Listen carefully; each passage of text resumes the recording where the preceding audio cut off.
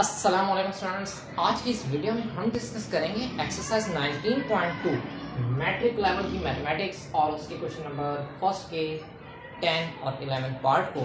इससे पिछले जो पार्ट्स थे यानी स्टार्टिंग के वो पिछली वीडियोस में डिस्कस कर चुके हैं। प्लेलिस्ट में आपको उसकी डिस्क्रिप्शन में भी उसकी लिंक मिल जाएगी और प्लेलिस्ट में भी आप वो सर्च कर सकते हैं।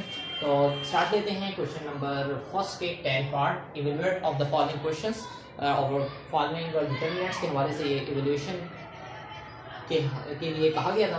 इन क्वेश्चंस में 0a b 0c d 0x y ये डिटर्मिनेंट 3/3 का डिटर्मिनेंट ले रहे हैं या 3/3 का मैट्रिक्स है जिसका डिटर्मिनेंट ले रहे हैं।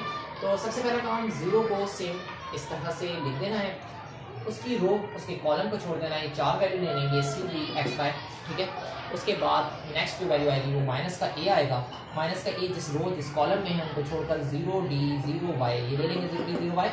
फिर उसके बाद प्लस का डी बी आएगा, प्लस का बी जिस रो में है जिस कॉलम में है उसको छोड़कर 4 वैल्यूज ले लेंगे 0c 0x 0c 0x, ठीक है जी। उसके बाद 0 के बाद सेम एज इट इज 0 को लिख दिया।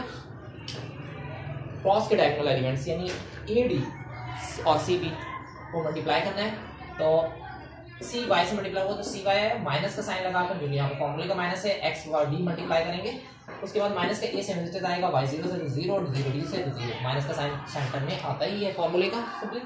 प्लस का भी ऐसे लिख दिया 0x से तो 0 0c से तो -0, ठीक है जी। इन दोनों टर्म को a को अगर 0 से मल्टीप्लाई करते हैं a को अगर 0 से मल्टीप्लाई करते हैं तो हमारे पास 0 आ जाएगा। यहाँ पर हम 0 लिख दें, 0 को सी वाई और एक्स और डी जो भी वैल्यूज हो उससे मल्टीप्लाई करेंगे वो 0 ही हो जाएगा और यहाँ पर भी 0 आ रहा है, 0 - 0 देन 0 बी से मल्टीप्लाई होगा तो 0, फाइनली हमारे पास आंसर 0 आ जाएगा इस क्वेश्चन का। ये 11 पार्ट है फर्स्ट क्वेश्चन का, तो स्टार्ट देते हैं इसका भी। -2 0 -6 एक्स वाई -4 0 1 -1 है। -2 को आपको लिख देना है, इसकी रो और इसके कॉलम को छोड़कर ये 4 डिजिट्स यहाँ पे लिख दिए जाएंगे x1 0 -1, ठीक है जी। उसके बाद माइनस का 0 आएगा, यहाँ पर नेगेटिव साइन के लगाकर 0 आएगा क्योंकि सेकंड वैल्यू में हम नेगेटिव साइन लगाते हैं। इसकी रो इसके कॉलम को छोड़कर -6 1 -4 -1 इन 4 वैल्यूज को ले लेंगे। 0 प्लस का 0 लिखने के बाद अब थर्ड वैल्यू में जो साइन आएगा वो पॉजिटिव आएगा। प्लस का 0 लिखने के बाद इसकी रो इसके कॉलम को छोड़ देंगे, 4 वैल्यूज यहाँ पर कॉपी कर दी जाएंगी -6x -4 0, तो इसका डिटरमिनेंट लेंगे नेक्स्ट टाइम में। अब देखिए -2 सेम एज इट इज आया है, x -1 से मल्टीप्लाई हुआ तो माइनस का x आ गया और माइनस प्लस माइनस होता है सिंपली, या यहाँ पर हम कह देंगे नेगेटिव साइन में फॉर्मूले का वो लगा देंगे 0 × 1 तो फाइनल 0 आ जाएगा।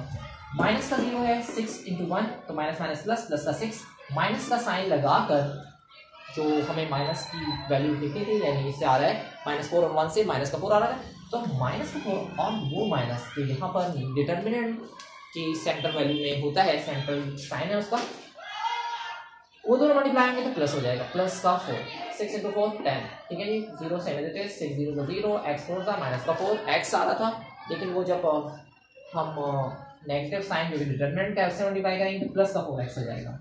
अच्छा जी, ये 0 तो खत्म हो गया, -x और -2 सेम ऐसे लिख दिए, 0 ऐसे लिख दिया, 6 और 10 4 और 10 हो गए थे, 6 और 4 10 हो गए थे, 0 सेम ऐसे लिख दिया, 4x से ऐसे ही आ गया, 4x 0 था 0 0 0 और माइनस प्लस 2x से मल्टीप्लाई हुआ 2x आया और फाइनल आंसर भी हमारा 2x आया। आई होप कि आपको स्टेप्स क्लियर होंगे।